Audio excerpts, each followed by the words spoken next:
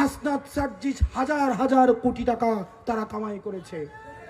অন্তত নগ্নভাবে রাজনৈতিক উদ্দেশ্যে ব্যবহার করেছেন, যেটা তার কাছ থেকে অপ্রত্যাশিত।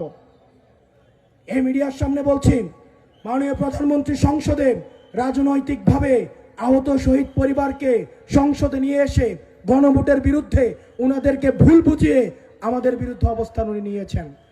আপনারা দেখেছেন কিছুদিন আগে আহত শহীদ পরিবারের একটা প্রোগ্রাম হয়েছে।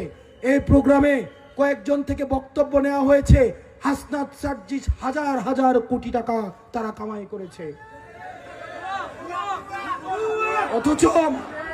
অথচ দেখবেন সেই প্রোগ্রামে আহত শহীদ পরিবার তার নিজের অধিকারের কথা বলছে না। সে বলছে না তাকে পুনর্বাসন করা হয় নাই, সে বলছে না তাকে চাকরি দেওয়া হয় নাই, সে বলছে না তার চিকিৎসার ব্যবস্থা করা হয় নাই, বরং সে সেটাই বলছে যেটা তাকে শিখিয়ে দেওয়া হয়েছে। মাননীয় প্রধানমন্ত্রী, আপনার জেস্চার, আপনার পজিটিভিটিকে আমরা অ্যাপ্রিসিয়েট করি, কিন্তু এই ধরনের কার্যক্রম আওয়ামী লীগ সরকারের সময় কিছু লোককে ভাড়া করে নিয়ে এসে আপনারা দেখবেন বেগম জিয়া এবং তারেক জিয়ার নামে বিভিন্ন গালাগালিজ করা হতো। ঠিক একই কায়দায় আপনি যে প্রোগ্রাম আয়োজন করছেন, সেই প্রোগ্রামে উদ্দেশ্যপূর্ণভাবে আমাদেরকে যদি আপনি গালাগালি করান, এগুলো খুবই স্পষ্ট এবং খুবই সুন্দরভাবে এগুলো বোঝা যায় এগুলো স্ক্রিপ্টেড।